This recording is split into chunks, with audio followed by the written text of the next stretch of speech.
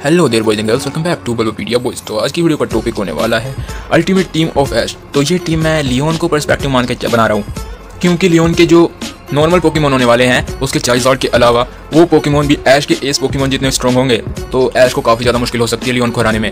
और मैंने देखा कि सब लोग अल्टीमेट टीम ऑफ ऐश बनाते रहते हैं, तो मैं सोचा एक ट्राई मैं भी मार के देख लेता हूँ।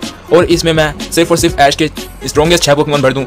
इससे कोई एक अच्छी टीम नहीं बनती जो सब कर देते हैं। अगर 6 पोकेमोन चुननी है तो उनमें वो काबिलियत भी होनी चाहिए, ऐसे ही नहीं कि हम 6 स्ट्रॉन्गेस्ट पोकेमोन भर देते हैं। तो चलो इस वीडियो को स्टार्ट करते हैं।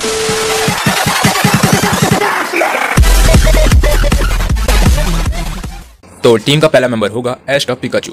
तो ऐश का पिकाचू ऐश का सबसे ज़्यादा कंपैटिबल पोकेमोन है। ये हर तरह की सिचुएशन में लड़ सकता है किसी भी बैटलफील्ड में, और साथ ही साथ ये ऐश का सबसे ज़्यादा स्ट्रॉन्गेस्ट अटैकर फिनोमिना के साथ है, और साथ ही साथ सबसे ज़्यादा ड्यूरेबल पोकेमोन है। और ये बहुत लंबे फाइट कर सकता है और बिना ऐश के भी लड़ सकता है, और इसकी स्पीड भी काफ़ी अच्छी है। अब के टाइम पे पिकाचू इतना स्ट्रॉन्ग है कि किसी भी सूडो लेजेंडरी पोकेमोन को सिर्फ 2 अटैक में हरा सकता है अपने नॉर्मल। और साथ ही साथ ये एक मिथिकल पोकेमोन के बिल्कुल बराबर होकर बैठ चुका है। तो पिकाचू को काफ़ी वक्त लगा है इतने हाई लेवल तक पहुंचने में, ऑलमोस्ट एक मिथिकल लेवल का पोकेमोन।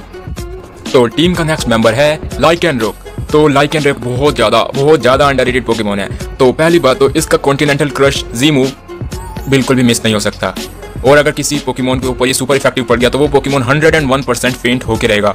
और ऐश के लाइकेनरोक की स्पीड बहुत ज़्यादा फास्ट है, और साथ ही बर्सर्क मोड में किसी भी अटैक को अपने ऊपर इजीली सह लेता है। और मैं तुम्हें एक एग्जांपल देके बताता हूँ कि लाइकेनरोक कितना अंडररेटेड है। जैसे कि ये सोचो कि ऐश के चार्जर्ड ने लाइकेनरोक के ऊपर साइज़मिक टॉस अटैक किया, तो ऐश के चार्जर्ड ने जैसे कि लाइकेनरोक के ऊपर साइज़मिक टॉस किया, तो लाइकेनरोक उसे सर्वाइव कर लेगा, क्योंकि पहले भी इसे 800 मीटर ऊपर से पटका जा चुका है ज़मीन पे, वो भी साउंड की स्पीड में, लेकिन तब भी ये उठ गया।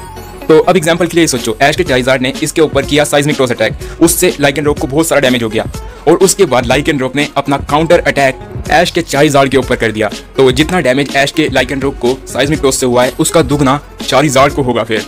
और ऐसा ही तुम सोच सकते हो कि ऐश के सेप्टाइल ने जैसे लाइकेनरोक के ऊपर किया लीफ ब्लेड अटैक, और वो ऑलमोस्ट इसकी 75% एचपी तो डाउन कर ही देगा वो अटैक, क्योंकि सुपर इफेक्टिव होगा। और उसके बाद ये काउंटर अटैक करेगा ऐश के सेप्टाइल के ऊपर, और 75% का डबल डैमेज सेप्टाइल को होगा, मतलब कि 100% एचपी खत्म हो जाएगी सेप्टाइल की एक काउंटर में। तो ऐश के सारे पोकेमॉन्स में सबसे अच्छे अटैक आज तक सिर्फ और सिर्फ लाइकेनरोक को दिया। कमाल के अटैक है सही में इसके पास, किसी भी पोकेमॉन को हरा सकता है। तो टीम का नेक्स्ट मेंबर है इन्फर्नेप। तो ब्लेज मोड में इन्फर्नेप बिल्कुल बर्सर्क लाइकेनरोक की तरह हो जाता है। इसे बहुत ही ज्यादा कम डैमेज होता है अपोनेंट के अटैक से। तो ऐश का इन्फर्नेप किसी भी ग्रास पोकेमोन के लिए काला सपना बन सकता है, क्योंकि ग्रास पोकेमोन इसके फायर अटैक से सामने पक्का गए। तो ऐश का इन्फर्नेप इतना ड्यूरेबल है कि ये अपनी बराबरी के लेवल के किसी भी पोकेमोन के अटैक को इजीली सह सकता है, बल्कि उन्हें आराम से हरा सकता है। लेकिन हाई लेवल पोकेमोन के सामने अभी तक ये टिका नहीं। और वैसे भी हमें इन्फर्नेप को एस पोकेमोन के सामने भेजना भी नहीं है लियोन जैसे ट्रेनर के, क्योंकि ये हार जाएगा। लेकिन ये उसके रैंडम पोकेमोन्स को इजीली हरा सकता है, और ग्रास टाइप पोकेमोन्स को तो लिटरली खत्म कर सकता है इन्फर्नेप। तो नेक्स्ट है चार्जर्ड। तो चार्जर्ड ऐश के पोकेमोन्स में लिटरली स्नोरलैक्स के बाद सेकंड सबसे ज्यादा स्ट्रेंथफुल पोकेमोन है, और ये साइज़मिक टॉस अटैक से किसी भी पोकेमोन को जिसका वजन इससे कम है उसको नानी, चाची, फूफी सब याद दिला सकता है। तो सही समझे, आज तक चार्जर्ड ने लिटरली अपने से कम वजन के पोकेमोन्स को ही साइज़मिक टॉस दिया है, और इवन ब्लास्टोइस भी इससे 5 किलो वजन में कम था। तो seismic toss attack heavy weight Pokemons पे काम नहीं करता ज़्यादा। जितनी बार भी ऐश के चार्जर्ड ने अपने से बराबरी या फिर अपने से ज़्यादा वजन वाले पोकेमोन्स पे साइज़मिक टॉस करने की कोशिश की, हर बार ये फेल हुआ है। तो चार्जर्ड से वजन में जो भी पोकेमोन कम है उन सबको ये आराम से हरा सकता है, मैक्सिममली स्टार्टर पोकेमोन्स जैसे कि सेप्टाइल और ब्लेजिकन जैसे पोकेमोन जिनका वजन सिर्फ 50 किलो है। अगर वो अपने आप को बचा ना ले तो वो गए साइज़मिक टॉस से। तो टीम में नेक्स्ट पोकेमोन है ड्रैगनाइट। तो इसके ड्रैगन क्लो के साउंड वेव्स ने लिटरली ऐलान के चार्जर्ड के ड्रैगन क्लो को भी सरपास कर दिया।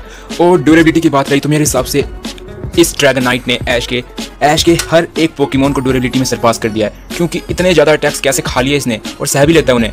और लिटरली पिकाचू और ग्रेनिंजा के बाद ऐश का ड्रैगनाइट वो पोकेमोन बना जिसने कि एक हाई एलीट 4 लेवल के अटैक्स खा लिए। तो हाँ, अभी तक आयरस चैंपियन लेवल की नहीं बनी है, और लिटरली इसने ड्रैगन टाइप का सबसे स्ट्रॉन्गेस्ट अटैक आउटरीच भी सह लिया।